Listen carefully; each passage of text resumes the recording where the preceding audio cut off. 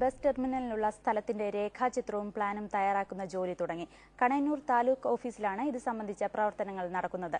Terminal നിർമ്മാണത്തിനുള്ള സ്ഥലം mobility hub സൊസൈറ്റിക്ക് കൈമാറുന്നതിന് മുന്നോടിയായിട്ടാണ് രേഖാചിത്രം തയ്യാറാക്കുന്നത്.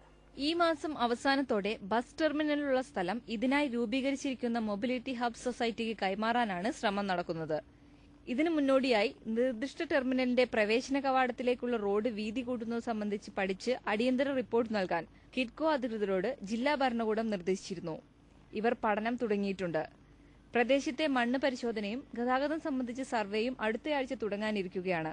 വിശദമായ രേഖാചിത്രവും പ്ലാനും തയ്യാറാക്കി സ്ഥലം കൈമാറ്റത്തിനുള്ള നടപടികൾ വേഗത്തിലാക്കാനാണ് ശ്രമം. ടെർമിനലിന്റെ തുടർ പ്രവർത്തനങ്ങൾക്കായി കൂടുതൽ ഉദ്യോഗസ്ഥരെയും അടുത്ത ദിവസങ്ങളിൽ നിയമിക്കും. ഇടതു സർക്കാരിന്റെ കൊച്ചി നഗരത്തിലെ അഭിമാന പദ്ധതിയായ വൈറ്റില ബസ് ടെർമിനൽ മാറിക്കഴിഞ്ഞ സാഹചര്യത്തിൽ ഈ സർക്കാരിന്റെ കാലാവധി പൂർത്തിയാകും മുൻപ് ടെർമിനൽ നിർമ്മാണം തുടങ്ങി പരമാവധി മുന്നോട്ട് കൊണ്ടുപോകാനാണ് വിവിധ തലങ്ങളിലെ തീരുമാനം. മനോരമ